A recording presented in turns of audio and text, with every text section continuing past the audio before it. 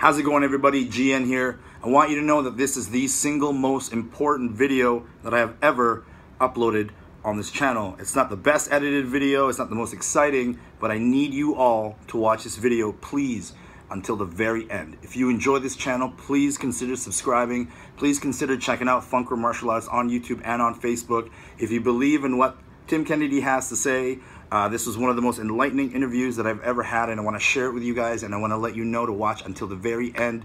Listen to this man. This is precisely the thing that we're trying to do here. You know, there are certain videos we got to make that aren't always going to be the best videos, and it's not for everybody, but listen to what this man says. He is about burning old bridges in place of new ones, more stable ones. So thank you for your support. It is 2:30 a.m. on a Friday here at SHOT Show, approaching the last day, thank God. But this was the best part of my SHOT Show. So thank you, Tim Kennedy. Good luck to you, man. Well, I'm Tim Kennedy. I'm Sergeant First Class with 19th Special Forces Group, attached to a unit that works exclusively in Africa.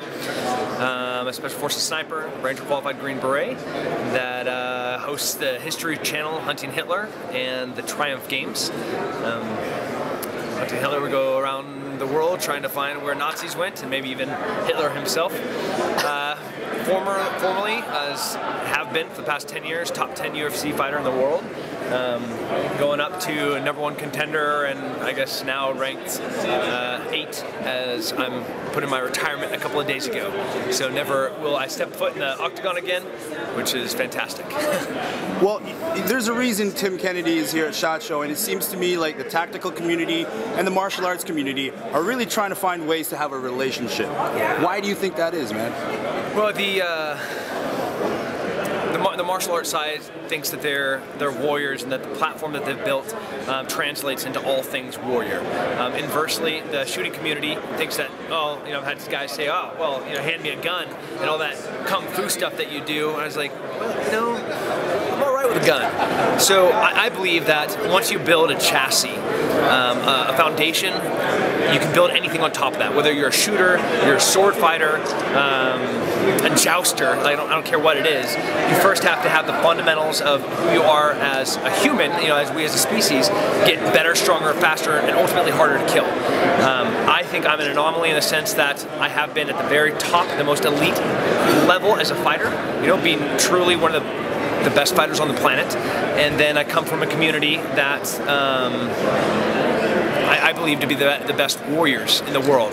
You know, as current Spartans, you know, we've been at war for over 10 years, and hell, 15 going on 20.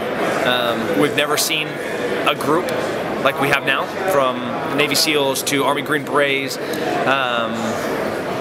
I won't even mention the PJs. No, I'm just kidding. You know, martial art guys, truly, this is for the first time in history where we have had guys perfecting what a warrior looks like. The piece that has been missing is the chassis, the basic fundamentals, and so. Have they been building upon an unstable foundation this whole time? Cool guy stuff doesn't work.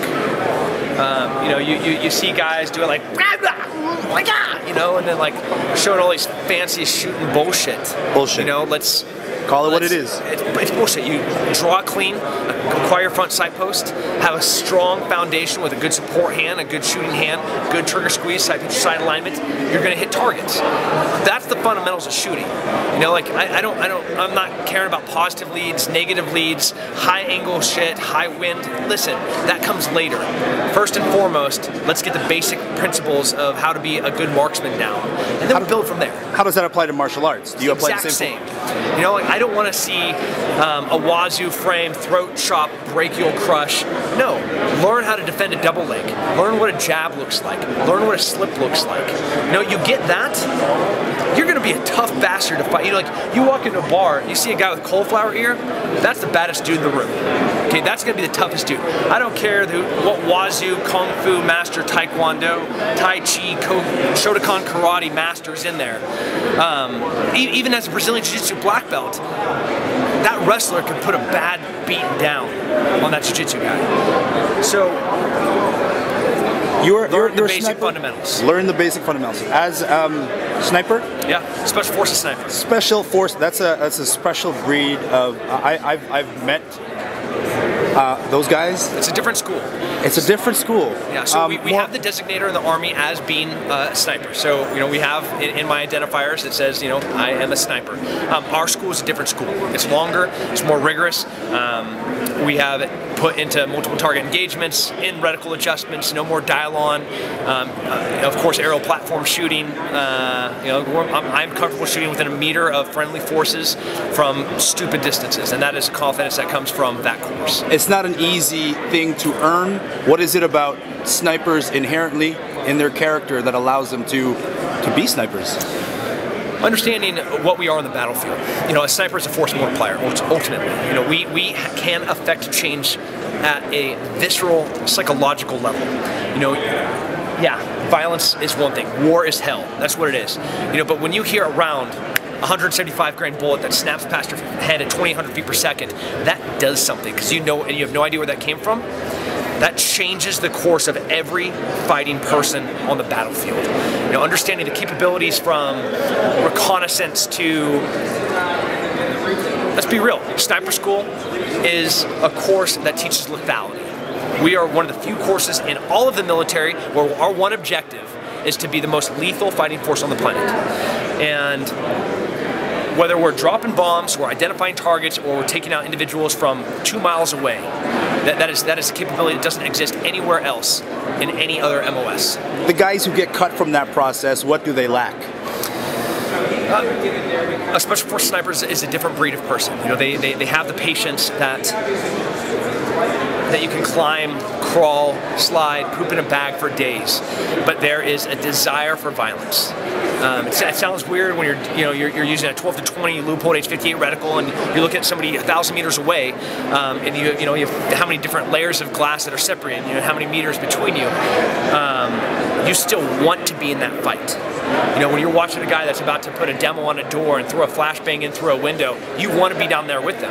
So there's a desire to be in the fight, but you understand who and what you are and what advantages you have and what you bring to the table tactically and strategically on the battlefield. It's something quite different than anywhere else. Were you a martial artist before you were a sniper? I was a martial artist since I could walk. I think the first thing I ended up was in the Tascadero City Hall doing Shotokan karate when I was like 4, 5, 6 years old. We're trying to figure out when I first started. Ended up in Taekwondo, ended up in finally Japanese Jiu-Jitsu, and then from there Brazilian Jiu-Jitsu, wrestling, boxing, Hawaiian Kempo, to have a couple of black belts and a few different things. Did having that as a foundation, as your chassis, help you come back? I think coping mechanisms are things that are developed and built over time. That is the relationship with my wife. That is the comfortability and friendship that I have with my inner circle of friends, with my colleagues, with my immediate family. What I eat, what I drink. I eat clean. I don't drink alcohol. I don't smoke. So my coping mechanisms are very efficient.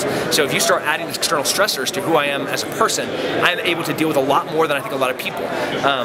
Being a martial artist, understanding, not getting philosophical or existential, like the yin yang, it exists. It's true. You have to be based, you have to be grounded, you have to understand who you are, what your liabilities and assets are. At Sheepdog Response, a defense and tactics company that we run, that is one of the things that we drive into person. Know yourself. Understand who you are, what your assets are, and what your liabilities are. Without having that foundation from the beginning, or chassis, can a veteran come back from doing it and being there and seek martial arts as a way to help them cope without the same chassis that you may have had? Yeah, absolutely. It's never too late to start. I've gotten a lot of criticism. I've been castigated, but from some communities about even my perspective on post-traumatic stress. The first thing that has to happen to this is there has to be a choice to change and a choice to do something. And once you make that choice, you have to do something. Start anything. Start martial arts. Start working out. Start eating clean. Just start. Stop. Everyone got lost their minds. Stop being a pussy. Just get off the couch. That's what I'm saying. You just start. It's easier said than done. Is it?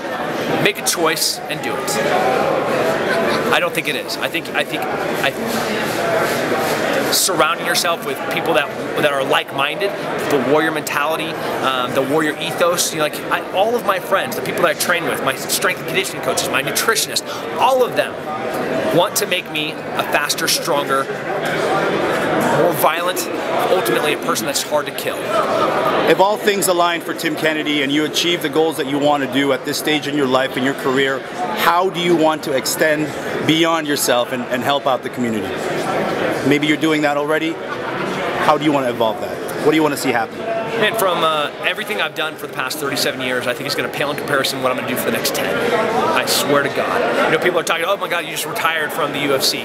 Well, you know what? That just allocated me how much more time and how much more efficient am I going to be able to do. You want to see me? I'm going to change what being a veteran business looks like. You know, there's not this entitled bullshit where veterans are like, oh, I have a veteran business. You should give me some money. Let me tell you how this is going to work. I'm going to burn that down and we're going to build up from the ashes. Those motherfuckers, this entitled veteran, yeah, it's over.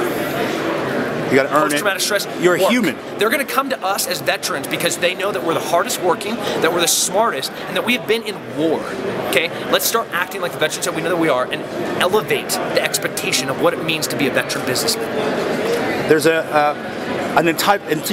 use the word entitlement. Yeah. Entitlement and you speak so passionately about this, and you want to take this thing down, and I think you should, because that deserves to happen. That needs to happen. Entitlement is a problem that has spread throughout our nation, and for some reason it's been a virus that's been contagious within the veteran community. When I signed on that line, just like every veteran ever did, they never promised that I was going to get this benefit or that benefit, that I was going to get a house, that I was going to get a dog for free. They're going to be knocking on some non-profit store asking for some free hunt. Knock it off. Build a business. Be the badass that you wrote on that line that you were. Even an E1, an E2, whatever you were.